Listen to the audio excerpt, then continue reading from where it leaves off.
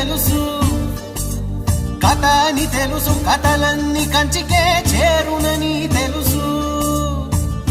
తెలుసు తెర తొలుగుతుందని, తెలుసు తెల్లారుతుందని, తెలుసు ఈ కట్టె పుట్టుకుమంటదని, తెలుసు ఈ మట్టి మట్టిలో కలిసిపోతదని.